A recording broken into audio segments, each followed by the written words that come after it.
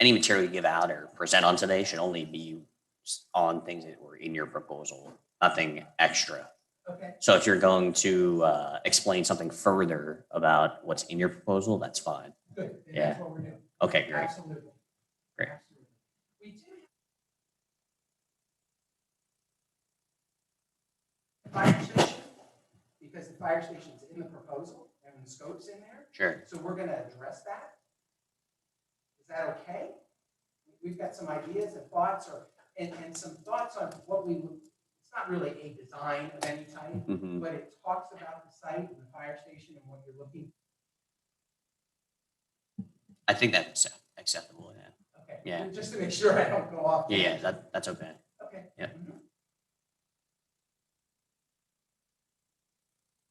No problem. You guys are ready? Okay. So, do you want to wait on that other person, or No. you're good? That's okay. Okay.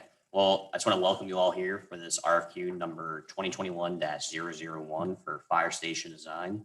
The time allotted to each firm will be 30 minutes, 15 of which will be for presentation and 15 minutes for the interview section.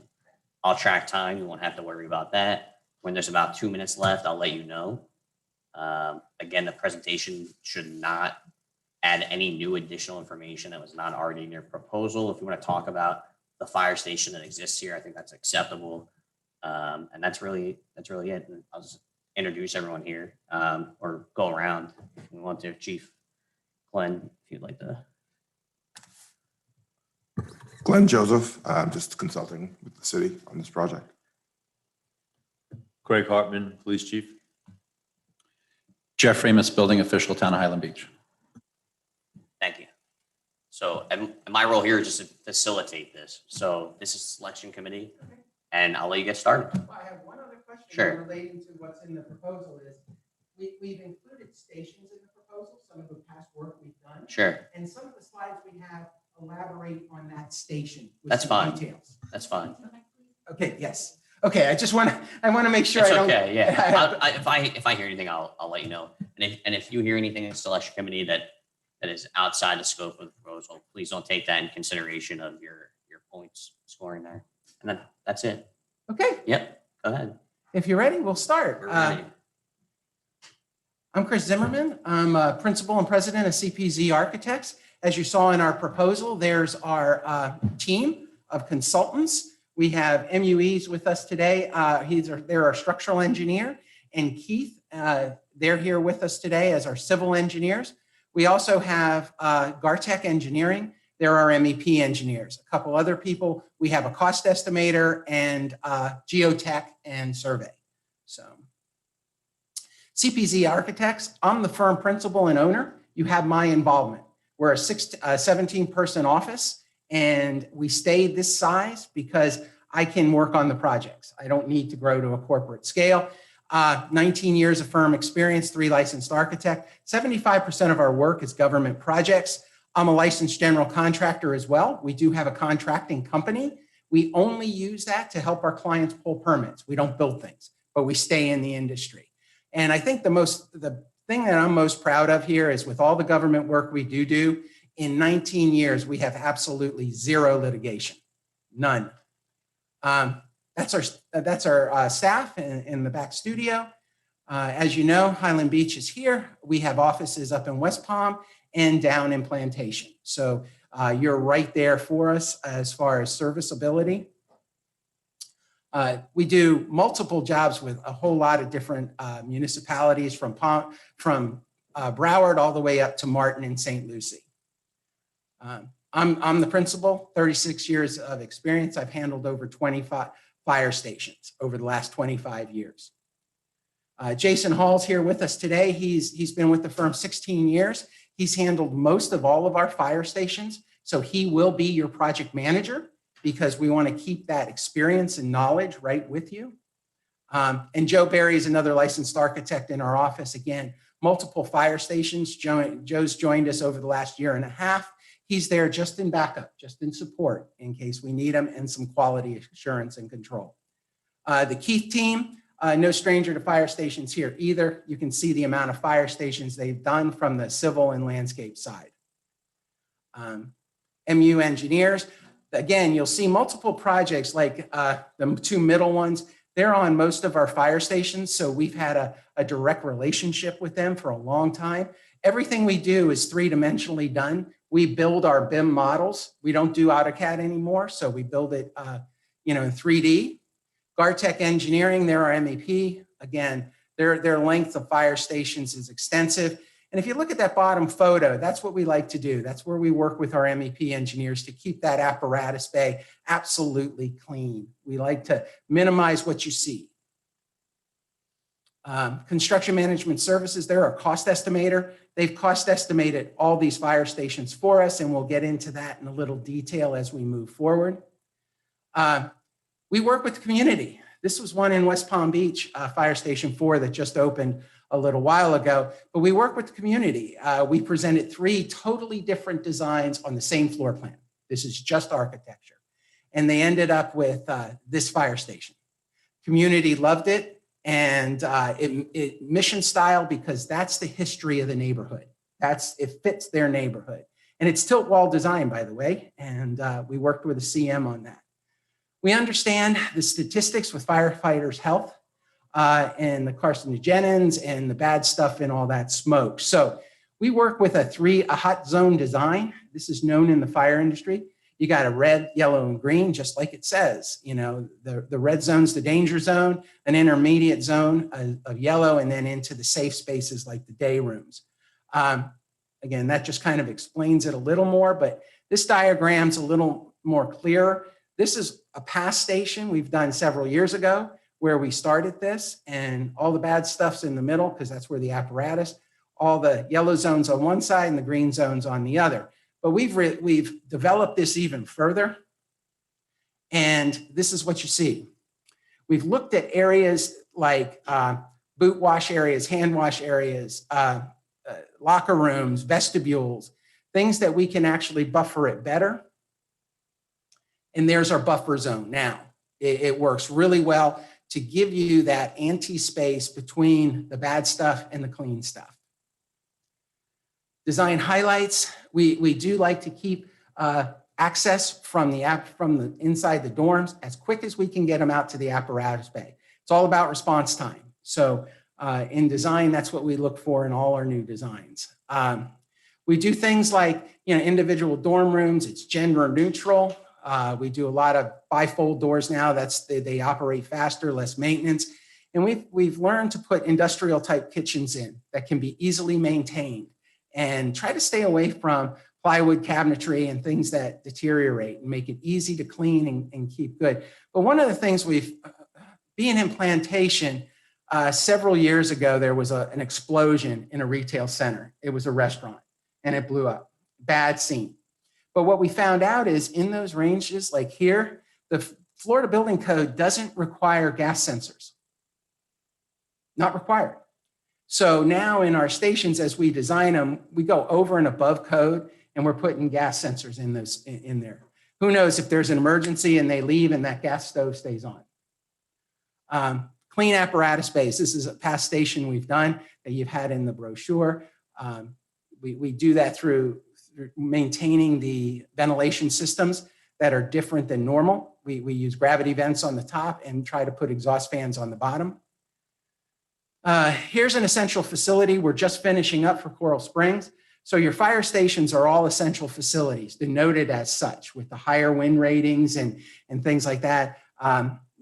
Ricardo from MUE is very up on that to harden that facility. But what gets missed is the level E impact resistance to make sure we step those windows above the normal impact rating and get that larger impact. So our doors, our windows, our bifold doors, all of that's protected. Here's a station we did on your left. That one just opened, I don't know, maybe 6 months ago. That's Fire Station 8 down in Fort Lauderdale. We use a HVAC system that is a VRF system, mini split system on steroids, if you will. And Fort Lauderdale had a real problem with Station 54 on the right. They had sweating walls. The systems and whoever designed that, there were walls that just had moisture all over them. And they had to bring people in to look at it. So they had a third party review our station because they just didn't want it to happen again. We got accolades, we passed, and actually they reached out to our design engineers to go over to 54 and evaluate it as well. So our designers really know what they're doing. That's the VRF system. Those are small cassettes that go in every dorm room. So you have individual controllability in each dorm room and in each space. In that way, when your shift changes, if some of the station firefighters don't go back into that dorm room, it resets to 78 on a 24-hour clock, or however you program it. That way you get the maximum energy efficiency. And if somebody wants it hot or somebody wants it cold, they have that flexibility. And there's fresh air that's delivered through a central fresh air unit. That just explains it a little more. Sustainability, you asked about sustainability. We have 4 sustainable fire stations, LEED certified. We have Fire Station 8, which you saw, that was now Florida Green Building Coalition certified. And we also are familiar with Green Globes. Although not a fire station, we did a large park that's Green Globe certified. So there's our stations that are all certified, and up in the top right is our large park building that was Green Globes. That actually got Energy Star too, by the way. So solar, we're all into solar. We've done, this station was Coconut Creek. This is a 2-story station that was LEED certified as well. And that's the Florida Green Building Coalition station. Fire station experience past, we've done a whole lot of fire stations, okay? There's 19 listed on this, both renovations and new. We've achieved Fire Chief Magazine rates stations. The one on your left, I did when I was with another firm as vice president. We did, excuse me, the one on the right, that was my first fire station I ever did way back in 2002. And it received a first place award for career station. And then Fire Station 80 got another notable mention in Fire Chief Magazine by fire guys. You know, design awards from the American Institute of Architects. These letters were in the RFP. We've got many fire chief recommendations. You can call anybody we work for. These were in there. They're just small additions. We're familiar with small things as well and blending. What we also have done recently is started on prototype stations. This was a prototype station we did for Coral Springs. They did 2 of them at the same time, same contractor, and it worked great. And now they hired us back to do another station with that same prototype. So prototype stations work. Here's one for Martin County. This one actually we just had the pre-con on Monday. They're doing 2 of these stations. Those were 2 alternate designs. Now the station design is the same for both of them. We know how to put temporary stations in to house that apparatus and things that we do as we build stations. We actually integrate community centers. This is an EOC community center integrated with a fire station. Here's a 2-story. We've done many 2-story designs, both down West Palm Beach and Coconut Creek. That was just a quick floor plan. You can see here, we even have poles that come down in West Palm Beach, 2, 1 on either side. But again, take a look at that apparatus bay, clean and bright. That's what we're looking for. And then we did a conceptual design build scenario for Delray Beach, which was a 3-story station. Some conceptual designs. We're not really stuck on any design. One of the things we do is we do a really good information gathering. Could you put that checklist, just the checklist, Jason? This is what we do. It's kind of proprietary to our firm, but we've actually got a booklet we use with our clients, and we go right down that booklet. It's a checklist of how big's your vehicles? What do they need a hook? What's the power? What do you need in your station? We've done a lot of things, so I'm going to buzz through this a little bit. These are all things that we've learned from our stations with trench drains and clean apparatus bays, decon equipment and extractors for the heavy gear.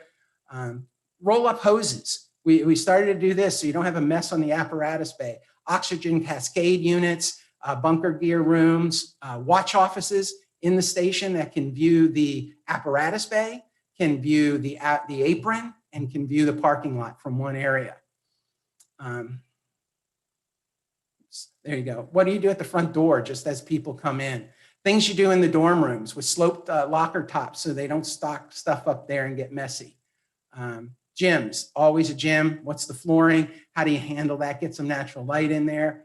Kitchens, like we just talked about. One of the unique things in kitchens we do is try to do closets with the refrigerator and the shelves. So each shift has it behind a standard lock door, standard hardware, standard keying, and you don't get that. You know, what's the worst thing you see is padlocks on refrigerators, you know, outdoor areas, you know, day rooms with the TV. I mean, we've been through this. We've also got, I'm in that corner with that conference room. That was the divide. You'll see, you can't really see it, but there's some doors on the left side. That's designed that if they want to add a couple more dorm rooms, all they do is put up the walls. That's it. 2 minutes, no problem. Emergency stuff. Let me get to your station real quick. Budgets, that's a really important one. These two stations just came in for Fire Station 18. You can see we got 5 bids with 6% spread. The 2 bids were 1% between each other. This is tight drawings. This shows that our drawings are tight. And we were a little high on the estimate, so it came in under budget. This one, there was only a 5% difference between the GMP versus our budget. Your project, we thought about the 4 bays a little bit and how big those bays are and what we have to do to get those out. We looked at a 2-story station and what we've done in the past, and we've looked at your site a little bit, kind of really tried to get an understanding. Jason spent a little time out here. We couldn't tour the station, but we took one of our stations and just put it on the site with a double long bay. Not that that's really the best way to go because you can't get everything out. That's 4 spots. So we looked at it and we said, let's draw from history. What does history tell us? I happened to be up in Boston last week, so these are all Boston stations. But we said, okay, let's put 4 bays on the ground floor. Can we get 4 bays in and then put the dorm rooms and things up on top? So we started to look at that a little bit. This is as far as we've really gone, just to kind of get a spatial relationship of what's there and see what we can do. But a lot of times, this is how we work.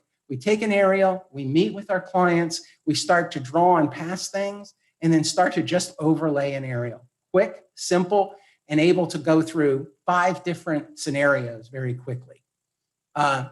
You got a dedicated, passionate team. We're here. We want to do this station. You got my personal involvement in this station. We respect what you want. We listen to our clients. We will encourage and ask for involvement. Our construction documents are well coordinated, and I'm done.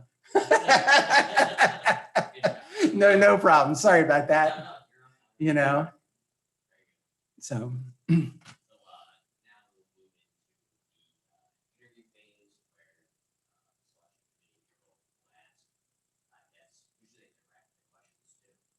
Yeah, sure. Absolutely.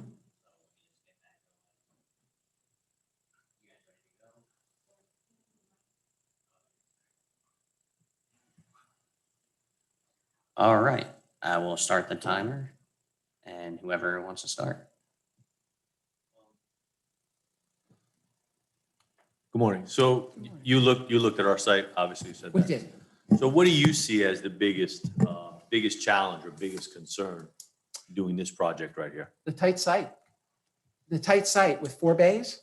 This is really tight, you know, and your bays are high just to get the vehicles in. So the travel distance between that 2nd floor dorm rooms and living space gets to be a little challenging. And then finally, however you switch from Delray to you, what we do in the meantime, how do we build this station and move? Where do we go temporarily if we're to redesign the whole station? You know, so those are big challenges. And finally, the volatile construction market right now. That's a challenge in keeping budgets together.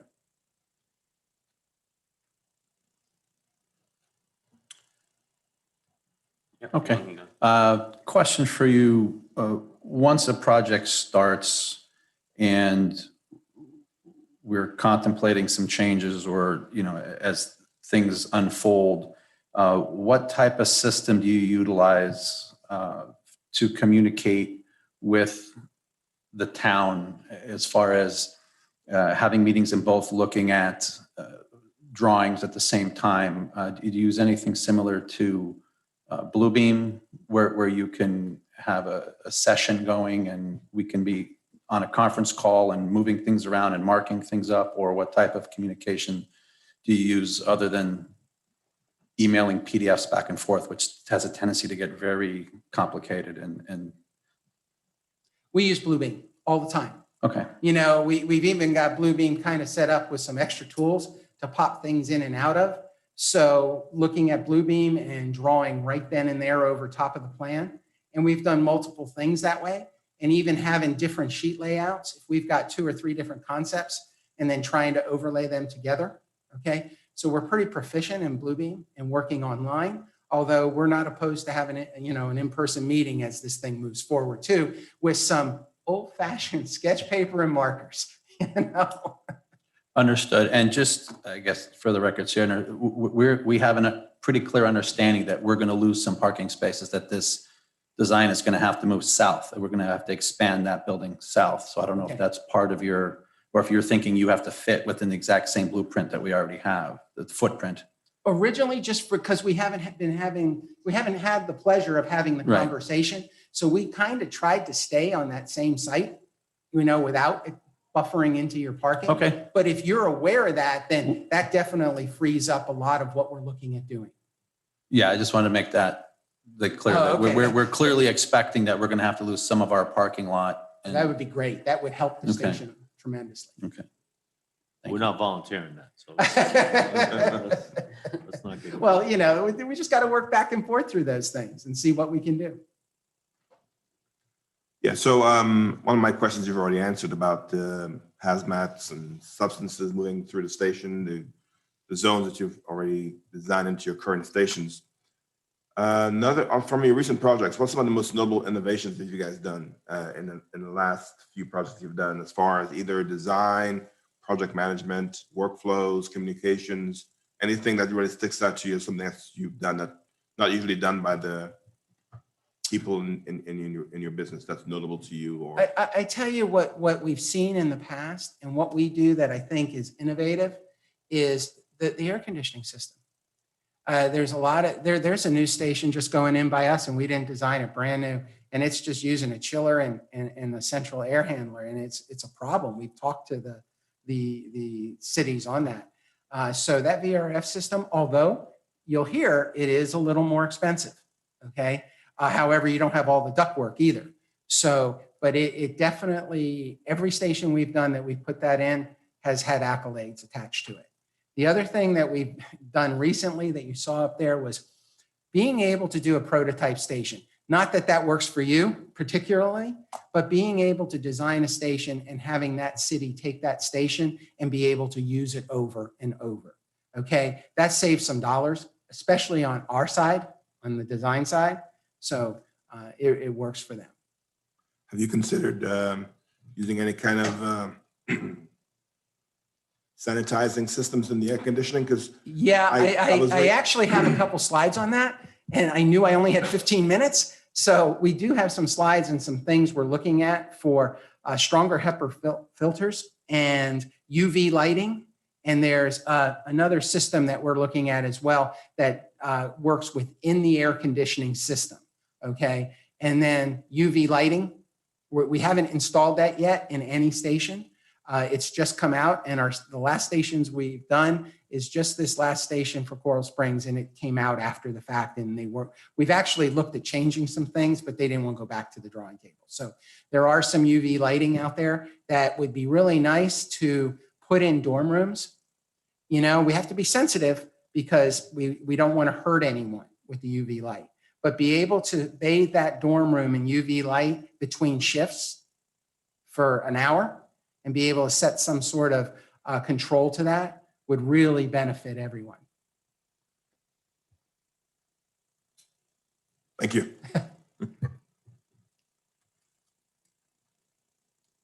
Any other questions? I tried to. Yeah, you seem like you covered a lot of information. Although we're right on the coast on a barrier island and on a southern end, other than Boca, of Palm Beach County, we are not in a high velocity hurricane zone per the Florida building code, although we should be. Right.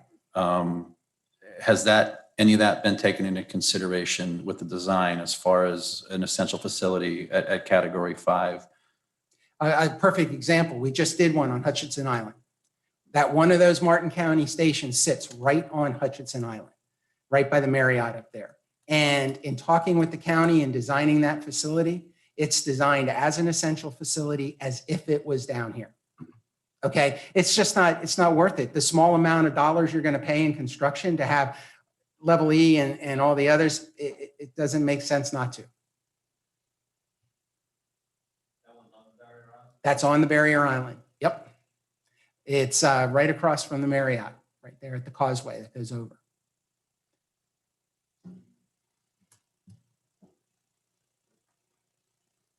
Does the committee have any more questions? No? We have a little time here. If you want to see that HVAC or what you were asking about that he has slides for, you still have time to, if you want to see that. Yeah, I'd like to see the Okay. HVAC for this type of system. If you don't mind. Yeah, if I can get back to, I don't know how to get back here. No worries.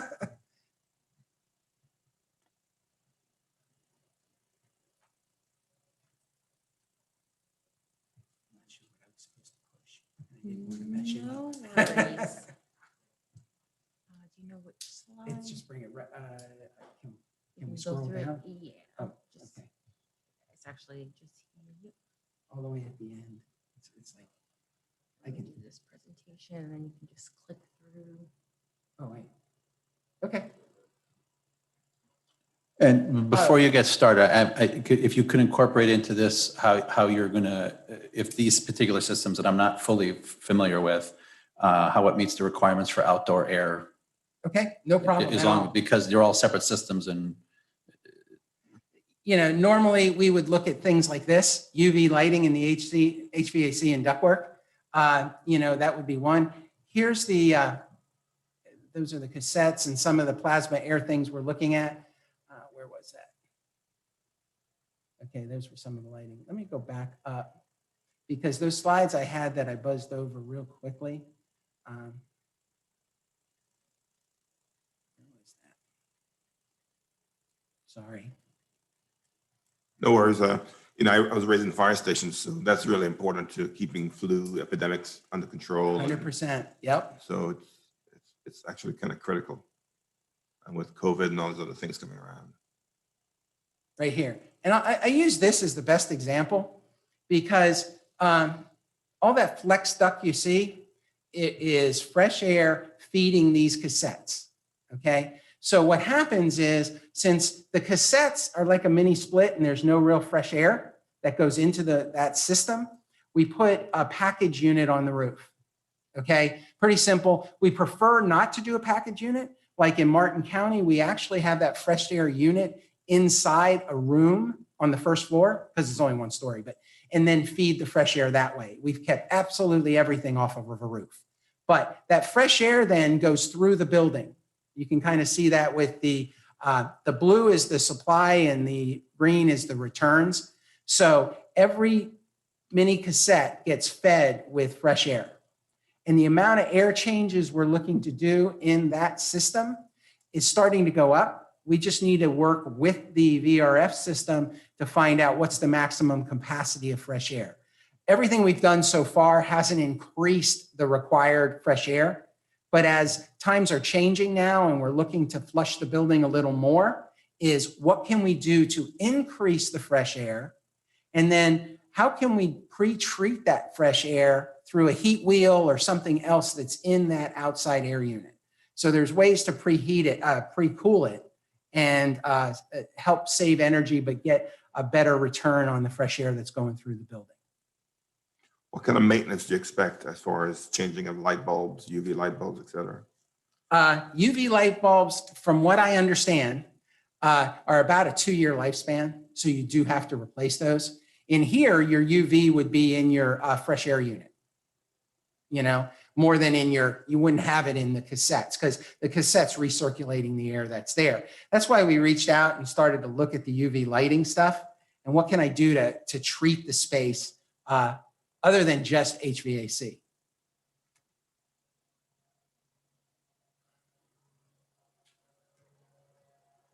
It's a little harder to read, but I think this diagram is easier to read. Does that help answer? You guys have any Yes, more questions? thank you. No problem. Seeing as there's no more questions, I guess that concludes our meeting. Okay. So great. thank you so much for submitting, and thank you Thanks. guys so much for being here. Appreciate it. Yep, we will be in touch. We'll be on, we'll update everything through Demand Star. Okay. So, yep. Good deal. Thank you all. Let me ask you just a curious question, Sure. because as we present things and as you know, we compete against other firms and all that, this is a live broadcast. This is, yeah. So that means any of the other competing firms could have heard the whole presentation. They could, and they could also hear any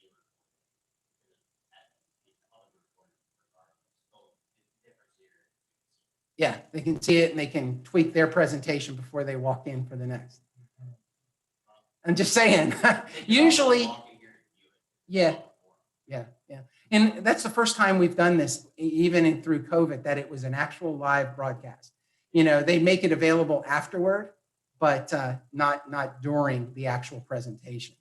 And even as a public meeting, a lot of times what they say to the design firms, they ask out first, are you okay with not coming into the room? Just because it's just professional courtesy. That's all. So just throwing that out there. Okay.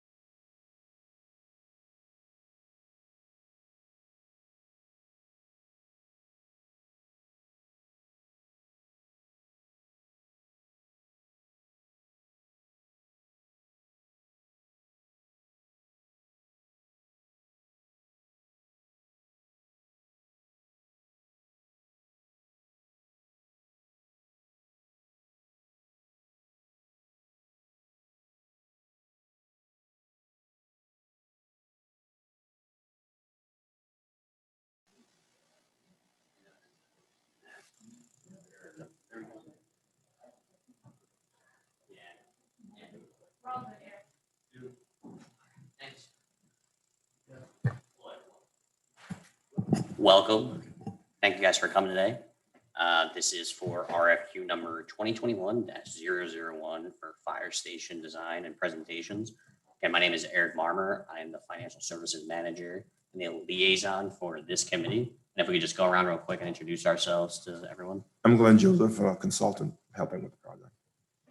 Craig Hartman, the police chief here. Jeff Amos, building official. Thank you. So just a couple quick housekeeping things. The time allotted for each firm is 30 minutes, 15 of which will be for presentation and 15 minutes for the interview. And when there's 2 minutes left, I'll let you know. So you get that. And the presentation should not have any additional new information that wasn't already in your proposal. Do you guys have any questions? No, so we're ready. Okay, great. I will start on your cue. She's got to update the, okay.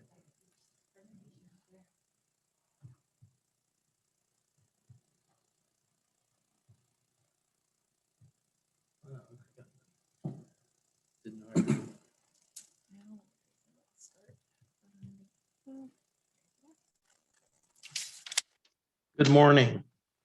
My name is Sam Ferrari. I'm a principal with Cpz Architects. With me on the PGL team is Joby Ballant.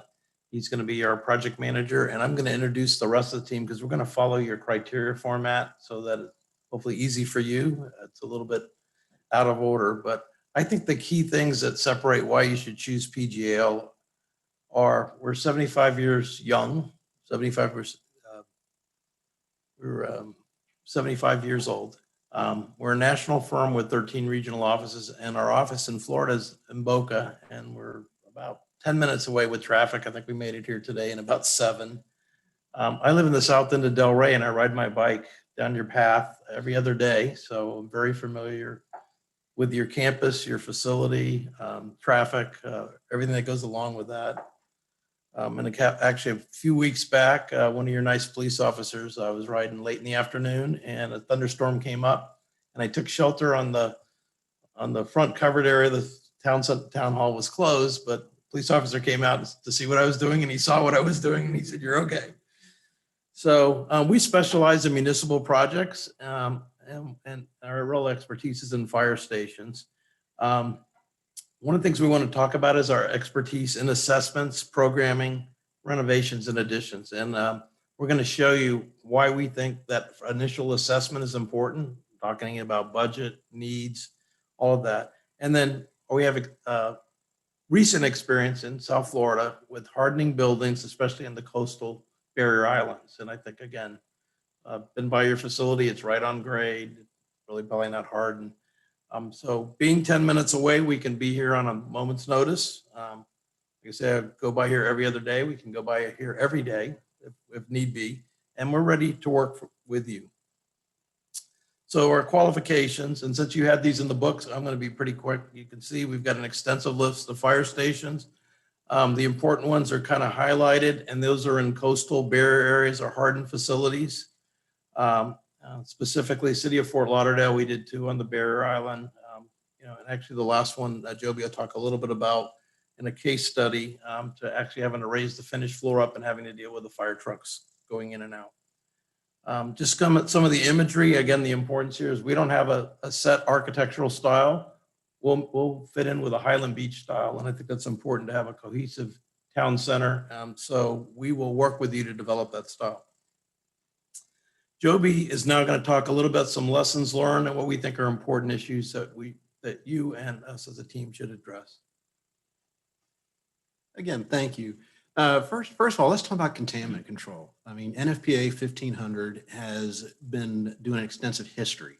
And so this is just not a local, it's a national problem. So what we want to understand is, and what they basically have created is these red, yellow, green zones. And when it comes to contaminant control. And so the apparatus bay, that's your red zone. So we want to make sure that we're ventilating the apparatus bay in a way that we're not cross-contaminating into your living quarters. And it's just not the apparatus bay, but it's your turnout gear. Again, you go to an accident, fire, whatever, you have those off gases, you got the toxins. You want to be able to control that, clean that even before getting into the apparatus bay. And you also even want to store those in a well-ventilated room that's not cross-contaminating into your living quarters.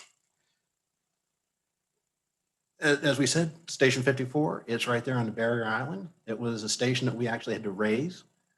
We had the living quarters on the second floor. It also had some budget issues. So we actually looked at the floor plans. We looked at the program needs. We were actually able to shrink the building through efficiencies without actually sacrificing the program itself and the adjacencies. So I think we had a very successful project. And again, it's also a hardened facility. And why is hardened facilities important? Well, it's the safety of your employees during the storm.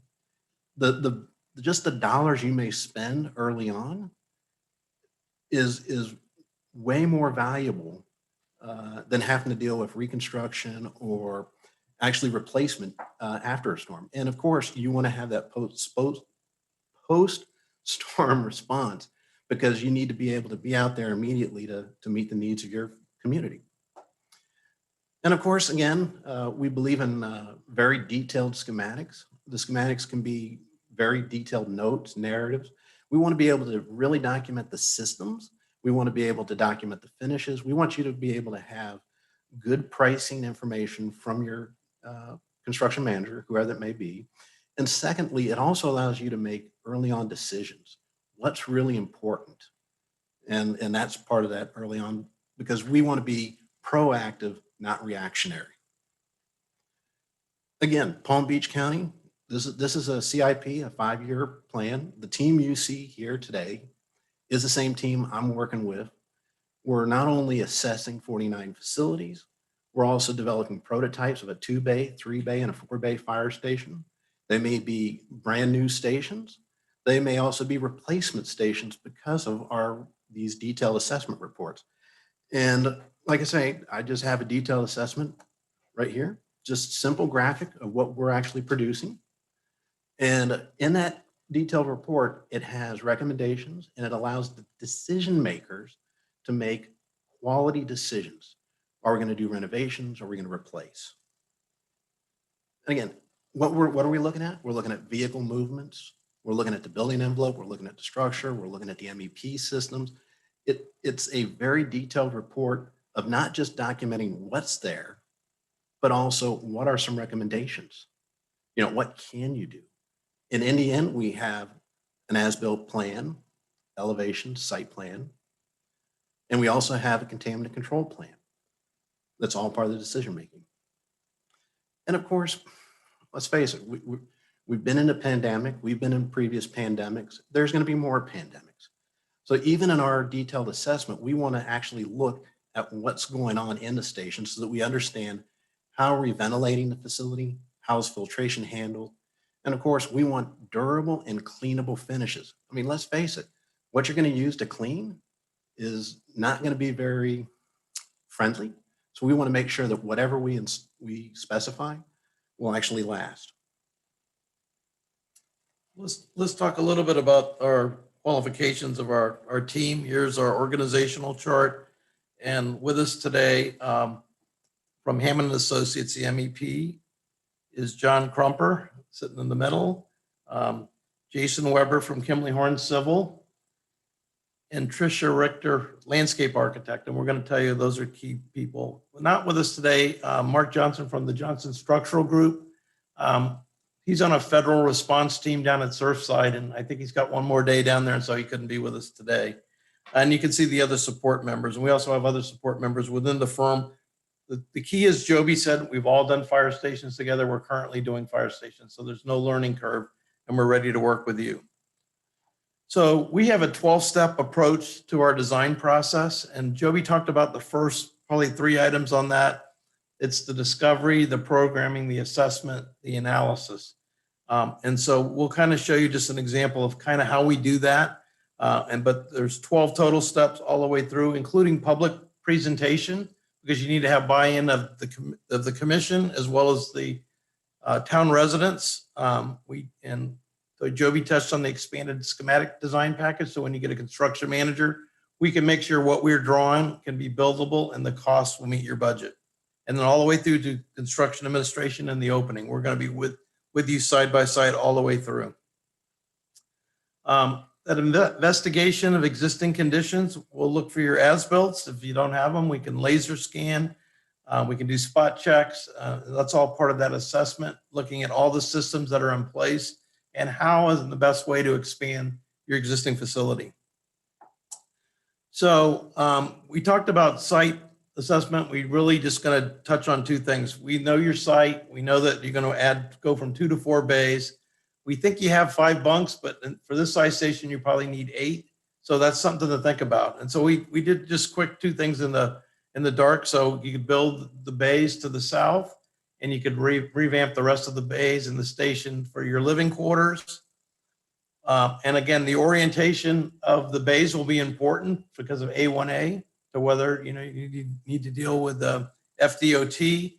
We also talked about the flood zone. So how do we handle that? If we raise the finished floor and your finished floor is right on grade, if we raise that, we've had to deal with issues like we did at 54 in Fort Lauderdale. We basically had to raise part of the street and the aprons to make sure the trucks wouldn't bottom out when they left. And then that visibility along the road. Stormwater, how are we going to handle the stormwater if we increase the footprint? And then finally, tree relocation or mitigation. And we got Jason and Trisha for that. Also, the modern fire facility. You're going from a contracted service to you're starting your own department. So there are things that don't occur at your station that you're going to need to have happen. You're going to have to deal with training. You're going to have to deal with community meeting, blood pressure checks, those kind of things that EMS triage. Somebody gets hurt on the bike path, they come to the station, where do they go? And then with a small staff and a small station, everybody might go out on a call. So it's going to be important to build in those safety features that the station locks down. Yet there might be a call box if somebody has need for somebody else to respond, whether it's the police or a firefighter returning or a paramedic returning. And we've got experience in all that. And those are things that a lot of time get looked over, but they're important to solve early in the design. You asked us about sustainability. We've done over 200 facilities that are different levels of sustainability. We'll work with you to whether you want to just have a sustainable building, you want to have a certification like LEED or Green Globes. And we've got a variety of things that we can look at. And I'll talk about in the budget how we kind of tackle those as we go through the budget. So let us talk about budget. So we have a very simple budgeting process that we'll work with you and your construction manager on. We're going to identify as a team with you, what are the fundamental must-haves? What do you need to have to make this station successful? Then there's just these core needs that you have to have. You have to have the restrooms, you have to have the storage, and then the wants. And we basically, it's an inverted triangle, and we look at those and we attach either dollars or we'll do alternates as when the sub bids come in. And then we'll choose as a team what we can afford, what we can't afford. Hopefully we can afford them all because we'll do a good job in the budget. But if not, there may be some outliers, like some of the sustainability items like photovoltaics or those kind of things that we can evaluate and build those into your pricing model.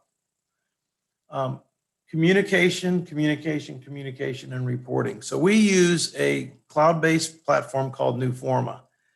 It allows everybody assigned to the team to be able to basically look at any document, whether it's meeting notes, drawings, design reviews, owner reviews, our internal team, what they're saying between the other. And it's an open book. We also use 3D modeling to make sure that there's no problems when we put the building together, that everything is coordinated. We know time is of the essence, and being 10 minutes away, we're going to be a reactive team member. So when the contractor has a question, we're going to answer it immediately. We're going to have biweekly meetings with you to make sure that everybody in the team is involved. You're part of the team. When we get through, this is your design, your building. We're just the facilitator. So you also asked us to talk about project load, workloads. So we listed these in the book. I'm not going to get into detail, but the timing of this is perfect from where we are in our process with the staff we have. We basically filtered through projects and we're ready to start a new project, and we're ready to start today. You asked for references that are in our book. We encourage you to call all of our references. They'll tell you the kind of job we did, whether it's local Fort Lauderdale or anywhere across the country.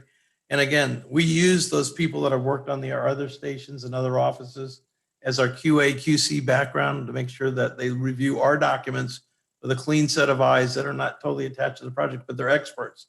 So So that's something you get at no extra cost in working with us. We're always available. We're at just off of Yamato and Congress, so we're 10 minutes away. Like I said, I go by here every day. And one of the things that I have the unique experience, I used to be an elected official in Palm Beach County for 34 years, city of Green Acres. I went from a volunteer fire department to a real fire department. We went to public safety and back to a fire department. So I know sitting on your side of the table, analyzing the cost associated with every move, the staffing, the hiring when you do it, your training. So I think it can be of assistance. And again, that's a kind of a free service that's built in. And finally, the PGL difference. As a principal, I'm involved with every project. Joby and I have worked on dozens of projects together. We've worked with this entire team together. We've been successful in over 100 municipalities. We want you to be engaged with us. We think we're not going to, go behind the door and come back with a design. You're going to be part of that design. We're going to roll up our sleeves and work together. We have the budget history. We'll work with you on the budget from day one. And, we have proven test results. Check our references. Just ask our clients how we've done, and we'd be honored to work with you. So thank you very much for this opportunity, and we look forward to questions. Thank you. So we'll move into the interview section of this. Whoever wants to start. So with limited parking, riding your bicycle here might be a good idea to be able to do the job. Okay. Especially if you have to take some of the parking lot up for some bays. Yeah. What do you see as your biggest challenge, biggest concern here with this project for Highland Beach? I think the early buy-in from your commission and the public, because of basically the impact on basically Ocean Boulevard, how this building is going to affect that, and then how the traffic works. How do your residents come to visit the town hall? How are they not impacted?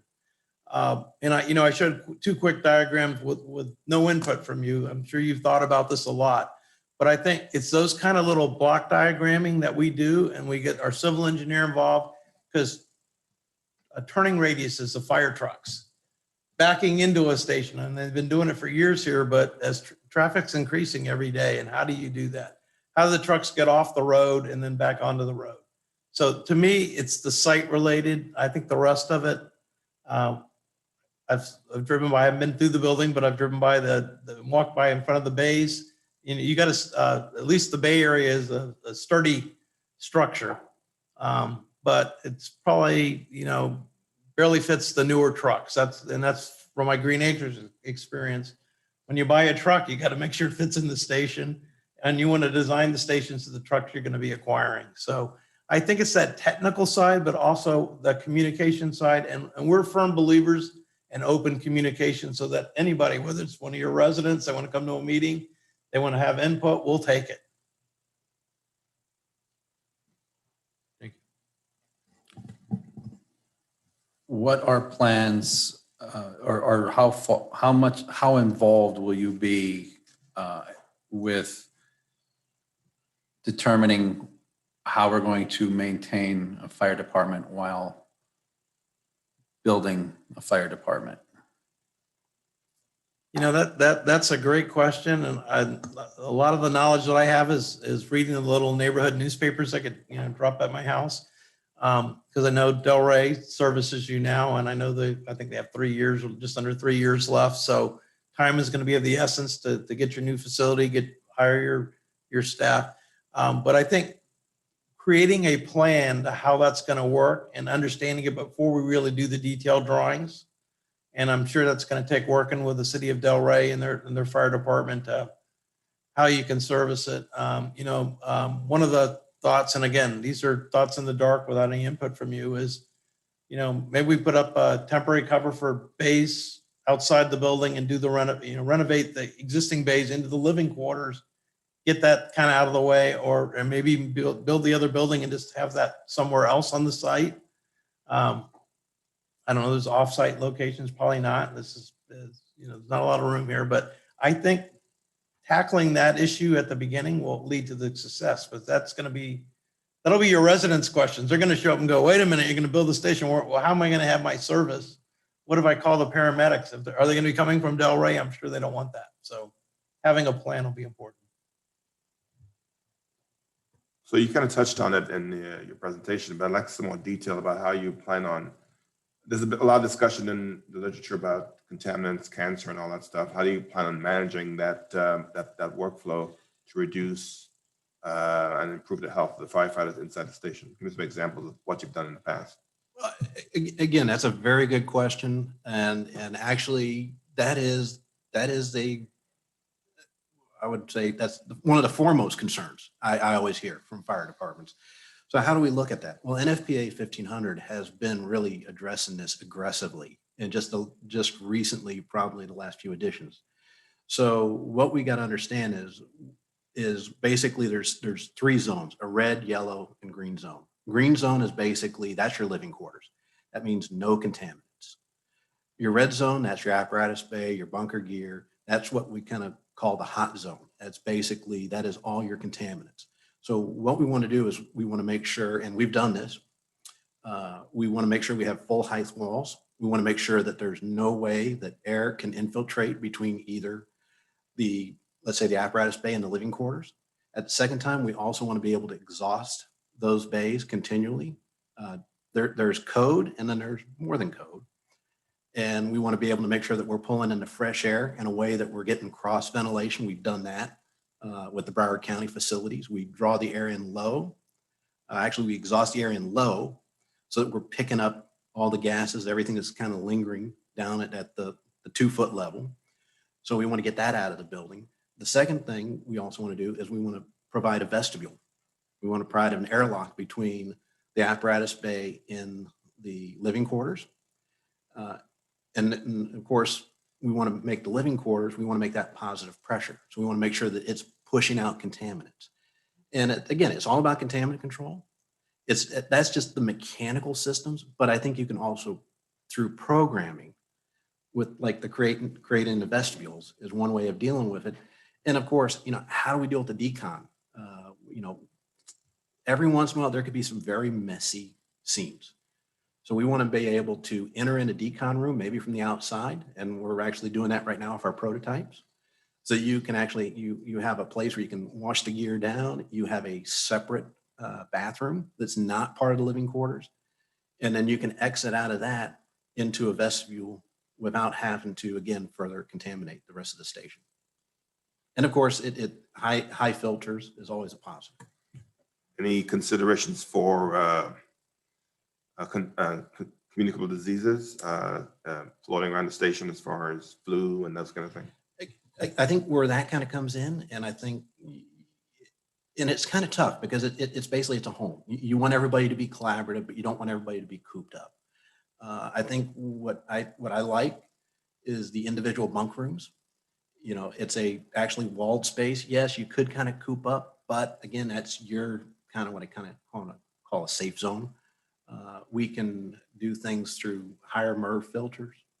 We want to maybe increase the fresh air, maybe be just a little bit more than code. And again, you want surfaces that are cleanable. Actually, brass door hardware actually is actually a smart choice because it cannot hold germs.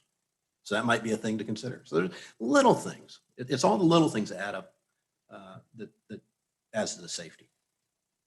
Just to add a little bit of that, we also have an interiors department, and I didn't explain in the organizational chart, but one of the things our interior designers do is, especially during the pandemic, is they basically test all kinds of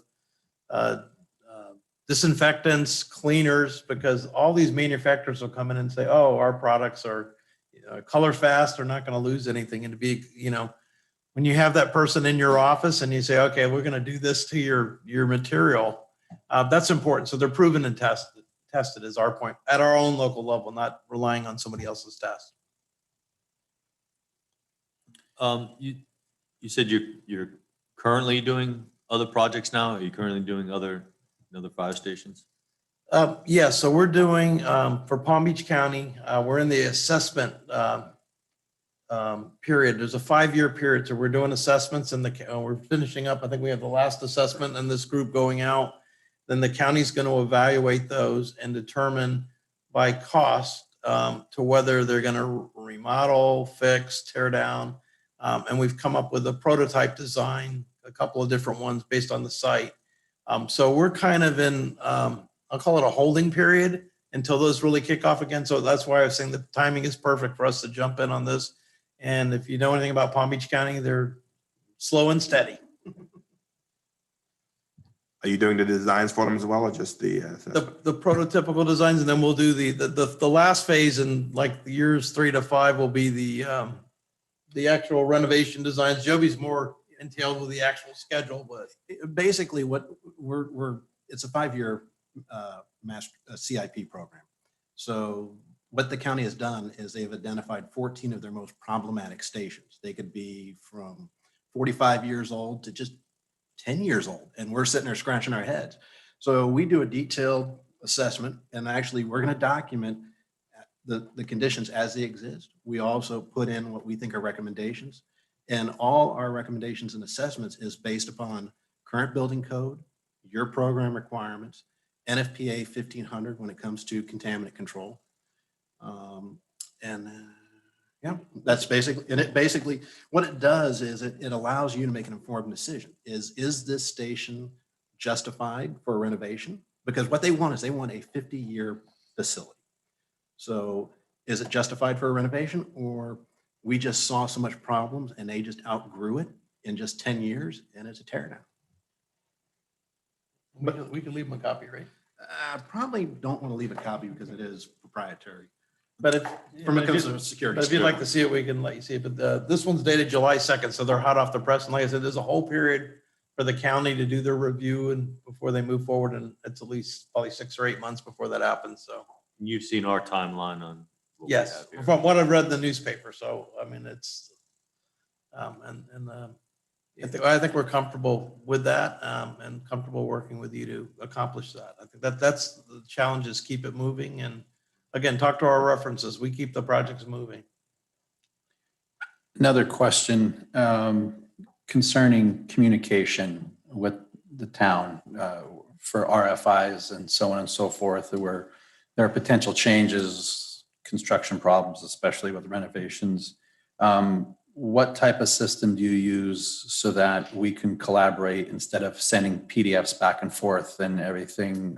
Right. Is there any type of system or software that you use that Yes, we can? I don't know if I can go backwards or I can get the screen. Okay, we use a cloud-based system called Newforma. It's a filing and tracking system. We have to give permission, so there is security on it, and we can give levels of permission. So if you have let's say you have a building committee, but you don't want them to see everything, we can limit that. But basically everything is live. So when the contractor asks the question, you're getting the question at the same time.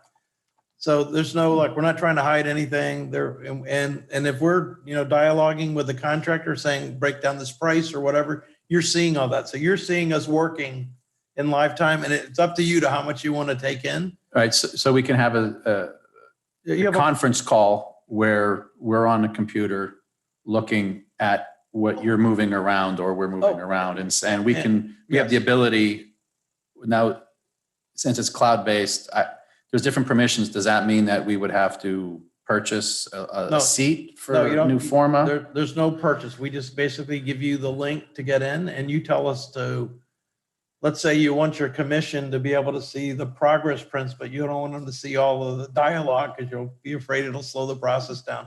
We can set up the levels of permission. So, I mean, if you wanted the press or the public to see certain things, we could set it up where here's the latest rendering or here's the latest floor plan. You decide that, but we can set it up that way. No software to purchase. It's all cloud-based. But let's just say we had a meeting on Tuesday. It's an owner's meeting.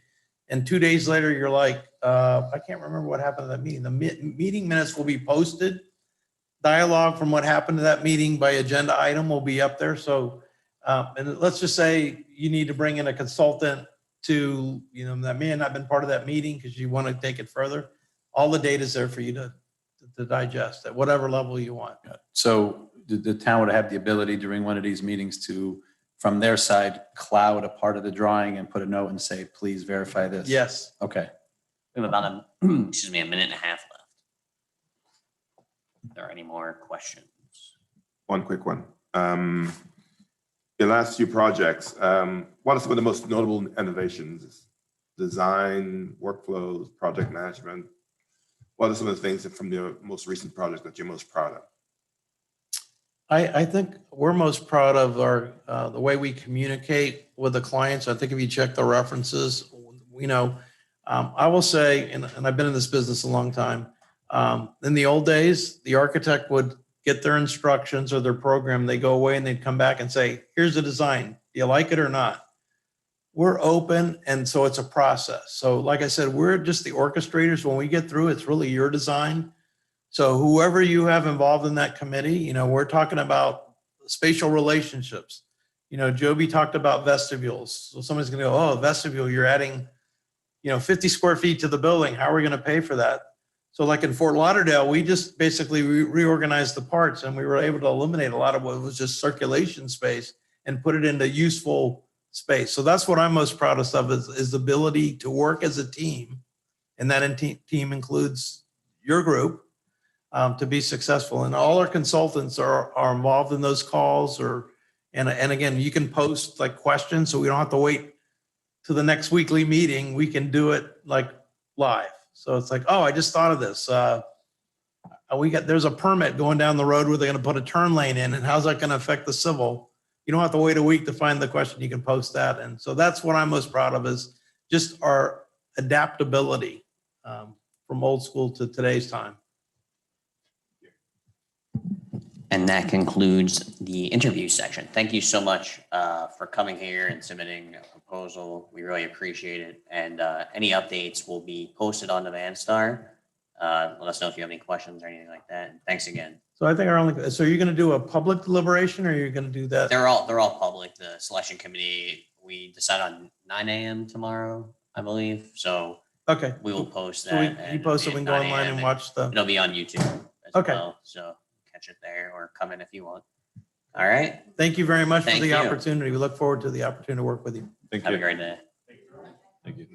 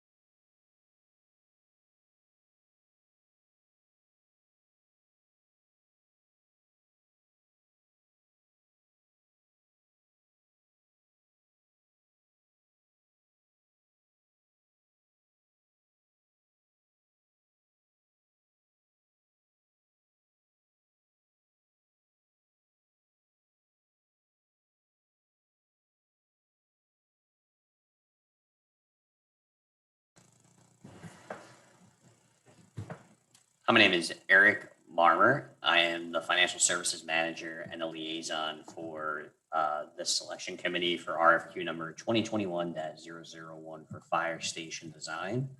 And we'll just introduce ourselves here. I'm Glenn Joseph. I'm consulting with the city on this project. Craig Hartman, Police Chief. Jeff Ramus, Building Official. Thank you. So just a little housekeeping stuff real quick. The time allotted for your firm is 30 minutes, 15 of which will be a presentation, 15 will be for the interview. And I'll give you a heads up when 2 minutes is left in the presentation and the interview. So this presentation should not cover any additional things outside of what you proposed. And with that, we can start. So on your cue, I'll start the time.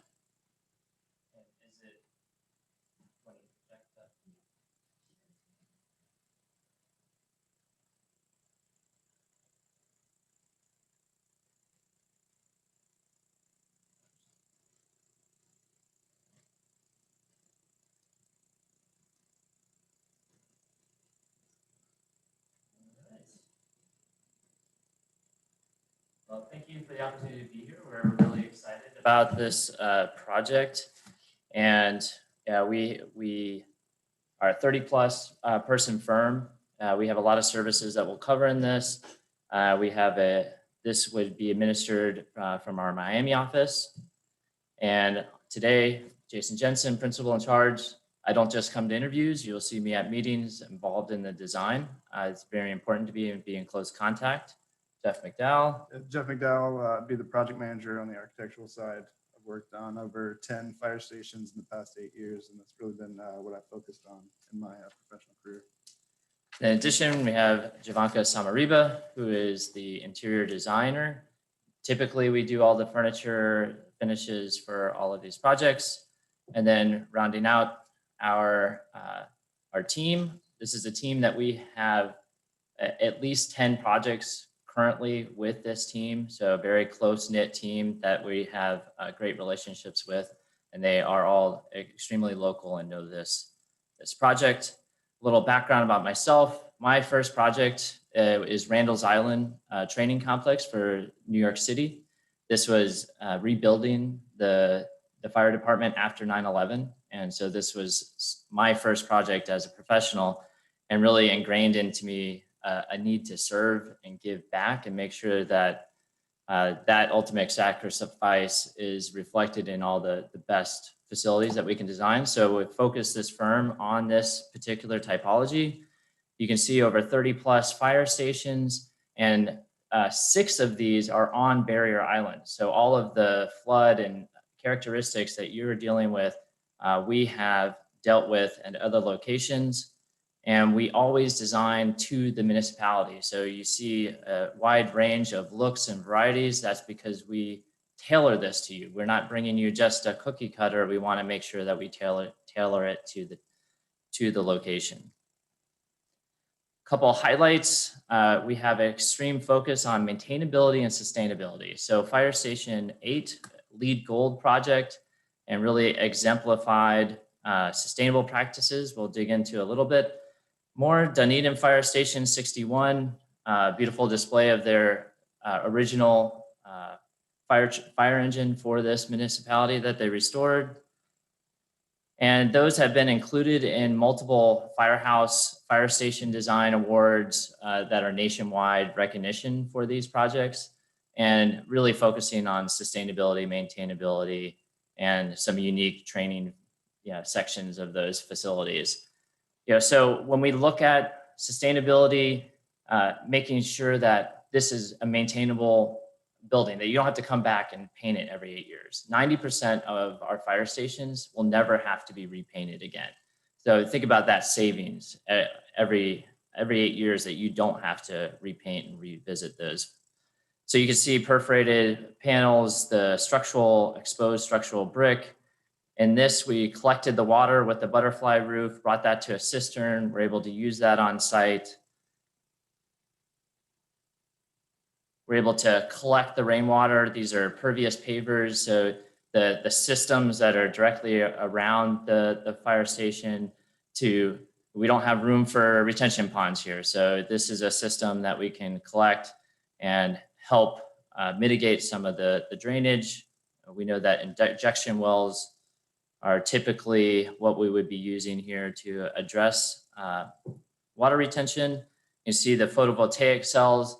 We have photovoltaics on at least 5 stations now, and very versed on how to tie that into the system, reverse metering, and make sure that it meets all the NOA codes, for those systems and integrates into the station. Other unique aspect is that we have 3 different complexes that have police, a town hall or city hall, and the fire on the same site. So this is an example of Madeira Beach, obviously a more contemporary style for them. We also had Dade City, Treasure Island. These are 2 of those complexes are on barrier islands, this one included. When we dig into the interior, you can see that relationship to the materials happens inside, and the exposed brick, we have you can actually touch and feel it. The wood on the cabinets is a through body. It's called plywood. So it's a compressed bamboo that's harder than concrete. So if you go back and visit our stations 5, 6, 7, 10 years later, it still looks the same, basically as it was completed. So we know that, belts and equipment can be really hard on materials. So we have to make sure that everything that we put in that station can resist that. Right. Additionally, most of the products we try and use are non-porous, so they don't get contaminated with different contaminants from fires that you might bring in. Our floors are usually polished concrete, which has no grout lines. And as Jason said, we have the structural brick, which is the same on the inside and out, so you don't have to paint that on the inside either. And then the quartz and the plywood really create a robust system that requires very little maintenance. You can see in this, there's no drop ceiling in a lot of the spaces. So we have a metal deck that is perforated with the insulation in the flutes of the metal deck, and it's pre-finished. So, think about how many times you're replacing these panels. You can see some, not to point out too much, but you have stains on a couple of, that's what happens over time, right? You have to do that as maintenance. So we figured out a system that we can get the acoustics that we need. We can get that, open feeling for the station, but you don't have to replace any of those materials. Right. And these aren't one-offs. We've been refining the specifications and materiality of these fire stations throughout, the decades that we've been working on them. So it's not something new that we're just, experimenting with. It's a tried and true, system that we've implemented multiple times and feel very comfortable with, using. Some of the other spaces, you can see the brick. That brick is a full size of a CMU block, so you can expose it on either side, and allows us to get rid of a lot of drywall in the facility. So you see, very little drywall. And they do have a full color palette. It's not only red. They have, whites and different types of colors. So it's not only a red fire engine or a fire station that'll stand out if it doesn't fit in with the context. We know with fitness centers, there's even little things like, stairs. There's always stair climbers. So making sure we have a tall enough ceiling that you're not popping through the ceiling to put your stair climber in. But obviously with firefighting, that's a big piece of it. Little niceties, that same, heavy duty wood that we talked about for the lockers. You usually see things falling off the top of the lockers. We went ahead and enclosed that, go up to the ceiling. A little workstation, very efficient for the design of the lockers and dorm rooms, individual dorm rooms. Right. The individual dorm rooms allow for unisex, occupation. Also, you don't have to, have 2 separate large spaces. You can have, one repeated, and then anyone can use that space. Yeah, we figured out that the individual toilet rooms are actually more efficient than the gang toilet rooms, and then that allows you for multiple genders, and allows you to grow for the future. So you can see, say, how the individual dorm rooms, individual shower and toilet rooms, and we size that so that everybody can shower after a call if you have a full full call where everybody needs to do that. We've also been implementing hot zone design where we separate contaminated material from decontaminated material. The blue is living space. The red would be where your gear would be stored. The bay acts as a separation space between this where we can filter that air and make sure that no air gets into the actual living space by creating a positive air pressure within the living space. So when you open the doors, you don't get any of that diesel contamination sucked into the living space. That's a subject we could definitely dig into a lot. Yeah, we could talk about that for hours. But a couple of the companies we've been using are MagnaGrip, Plimavent, Airhawk. Airhawk's it's been a little more popular lately because you don't have the hoses that, have to be replaced constantly and there's a lot less maintenance. They're basically the large air filters that go up in the ceiling and are constantly moving, hooked to the entire exhaust system with the CO sensors. There's an example of Barrier Island fire station we're currently working on. I wanted to show this because it does have a split level design, which if we're going to use the same site, we'd most likely have to implement. I think our elevation on site had to be raised about 8 feet in order to get above the FEMA floodplain. So we have the breakaway walls on the ground floor with the apparatus, and then the living quarters are about 8 feet up. We do have fire poles in the front also, which is kind of a unique feature that you don't see very often. And they're highlighted kind of in the front. So you can see that vertical storefront. You can actually see the firemen using them as you're walking down the street in Clearwater. Go ahead. Then predominantly all your living quarters, all of that from a resiliency standpoint is on the upper level. Then for Miami Beach, this, I mentioned a 4-bay. How do you do a 4-bay on a tight site? This has all the living quarters directly on top of the 4 bays with the core on the side, which could be facing your parking lot, for instance. And this design is extremely similar. This is raised up because there's parking underneath the bays. So you have ramps and even the bays are above. Parking's definitely a commodity in Miami Beach. So we had to be kind of creative with how we got, the required parking spaces on site, as well as giving the firemen the resiliency they need after a storm. So it's kind of took both on with the same concept. Unique about this also is we have a fire slide. You can kind of see it in the level 2 apparatus bay. That red line is actually a fire slide that goes from the living quarters down into the apparatus bay. So they have a more direct, safe route, no stairs to trip over, just a straight slide that goes all the way down to the apparatus bay. It's actually proven to be the safest way to go from the second level to the first level. It's a pretty unique feature, but you see, you can accommodate, the living quarters and do it directly above, and you can see just only a small amount of core space and entry to access and get up to that upper level, that secure point. When we look at your cost control, we have a unique aspect that we have a full construction and cost estimating team in-house. No other firm that I know of has that. And we're able to pull that throughout the project to be a second pair of eyes on the options and cost estimating. We do a thorough quality control process, and that culminates in 5 of our last fire stations have come in with no change orders through hard bids. And so that's an extremely, something we're extremely proud of and strive for on every project. When we have comments like this and municipalities that have 13 stations and our station is the one that they don't have to worry about or ever come back to, or best easily maintained, that's what we want to hear. We want to go back years from now and be able to address that. So we're very versed in this specific, very specific, culminating dealing with a town hall, police, fire station on a barrier island, a bunch of those, dealing with the barrier island conditions, the flooding, the FEMA, all that extra that goes into this. We know that you have to raise up 2 feet because FEMA just enacted what's going into place in August for current conditions. So we know we have to contend with that, and we have ideas for that.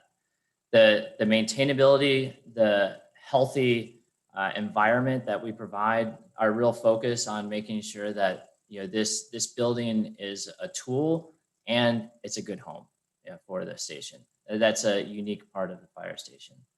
Proven cost control. Yeah, like I said, that cost estimating and being able to foresee those products and what's going to be available in-house is going to be imperative for a successful project. All those COVID deliveries and knowing how to do that, having that expertise in-house is going to be extremely valuable. So we will provide you the easiest to maintain, most sustainable building, accommodate all that, and we'll have a lot of fun doing it because we enjoy what we're doing, and we feel like if a successful project, we will all enjoy doing it together. So with that, we'll take any questions that you have. Thank you. We will move into the interview section.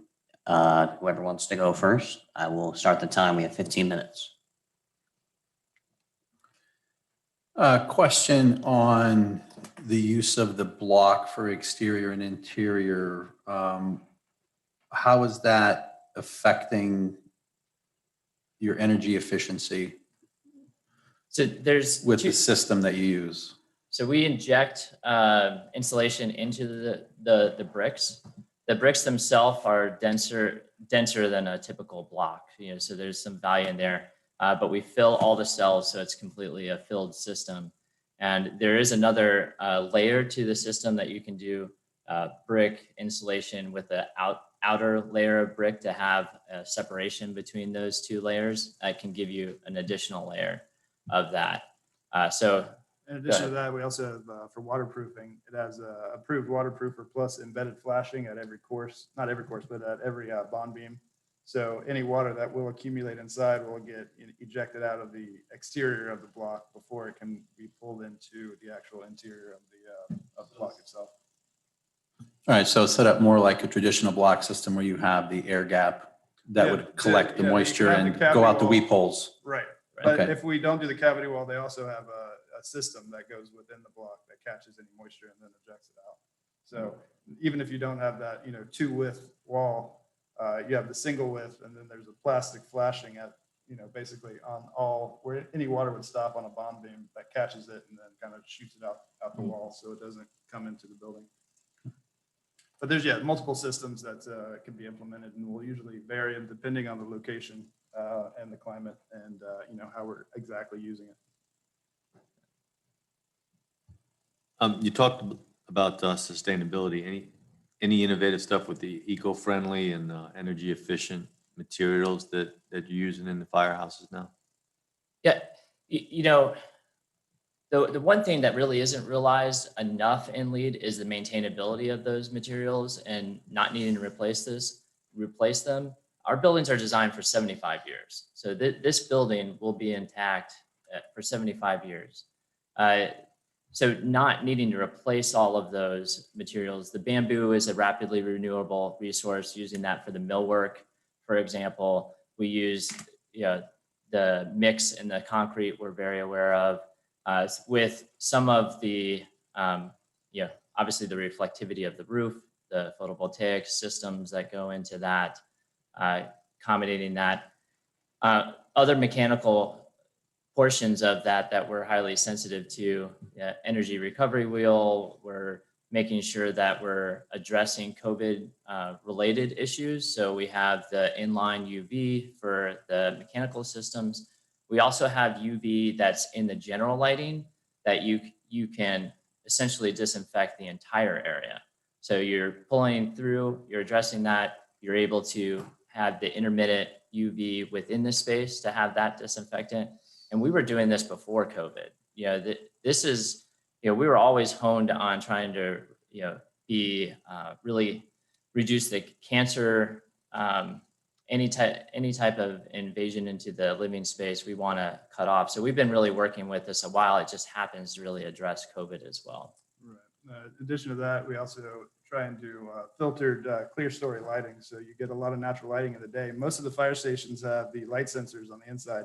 None of the lights need to go on because we have these, high windows that are shielded. So you don't get direct light, but you get that filtered light that is very usable and, friendly to the eyes. One of them, I think you had bunks over the bay areas. Did that present any different challenges for you with clean air, all the things that come with that? It certainly heightens the separation between the bay. You have obviously, minimum 2-hour rating between the bay and those. So we have to address all of any shaft, any openings within that with that sensitivity. But a lot of it comes into the pressurization of the mechanical system, making sure that we have dual layers, that are between that bay and the dorm rooms. And that the air hawk system that we mentioned, that is in addition to like your code compliant exhaust.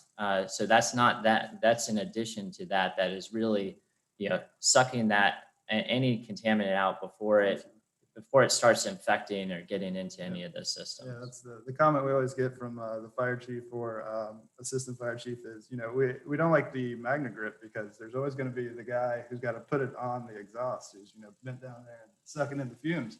So with the air hawk, you don't have to do that. It's completely hands off, and it's continuously running, so you don't have that issue where one person is going to, regardless of what happens, regardless of the system, get that face full of diesel. It takes human error out of it. Over over 30, 20 years, that could cause an issue for health, even if it's just for a couple seconds. So a lot of the systems, we try and look deeper. This isn't just the new fad. What has been working, what's been proven, and how can we implement that to the best of our ability?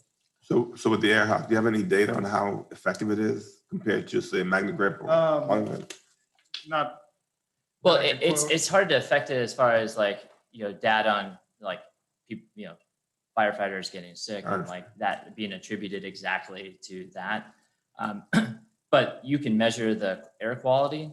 That's what I meant. Yeah, so the air quality, yes, you can absolutely, measure that air quality within all of the adjacent spaces, within the bay itself, and that is completely measurable. So it's able to have that turnover and create that vacuum from the engines and be able to measure it with that.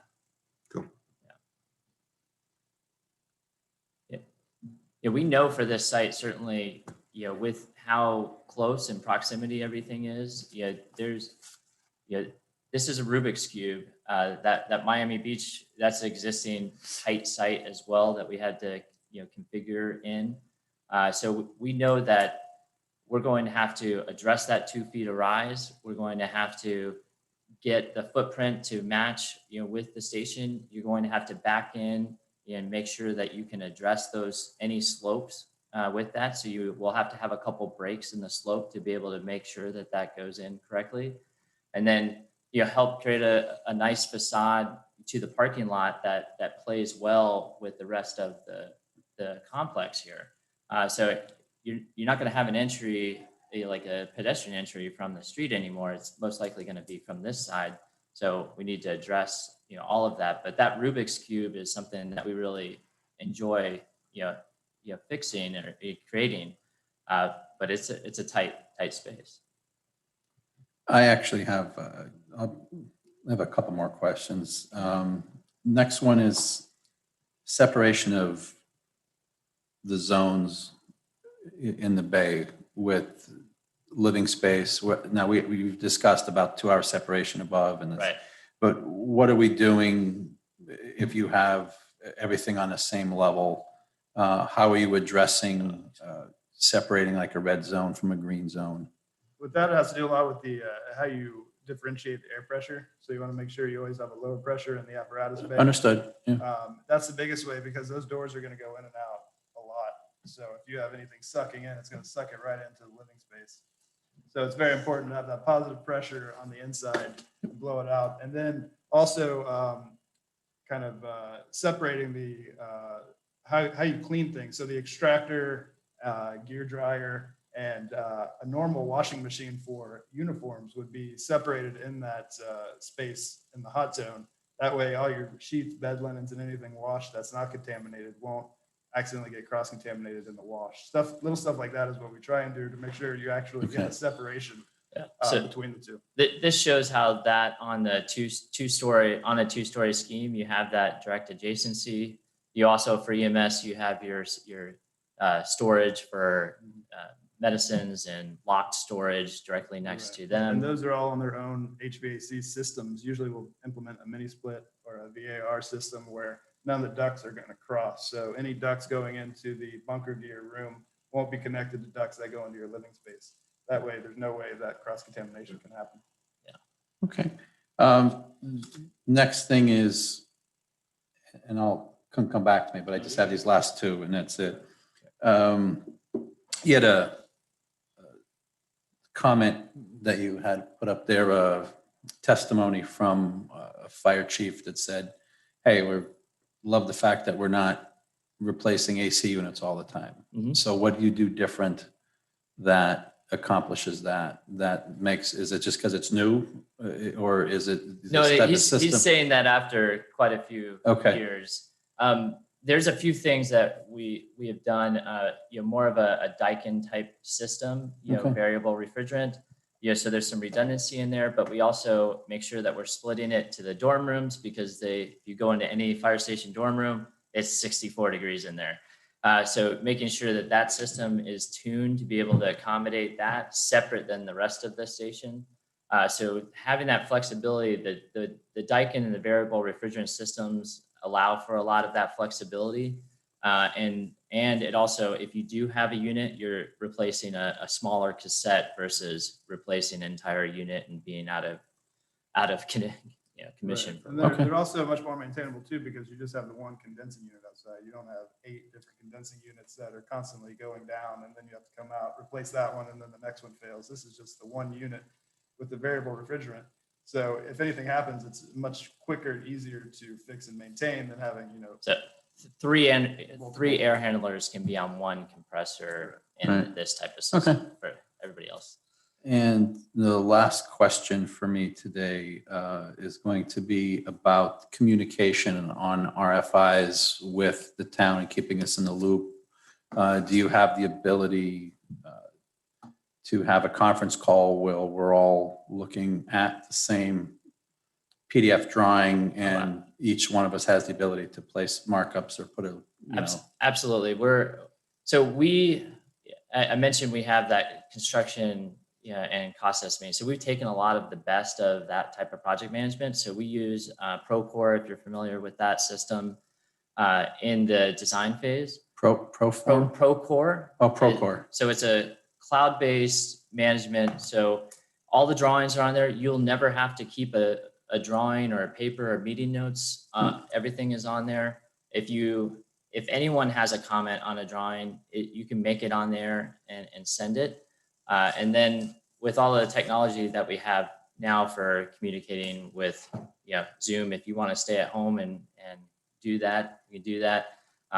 We're fine with in person as well. So we make all that communication happen, but having everything seamless, that even the meeting notes need to be living meeting notes, that it's not a different set of meeting notes for every meeting.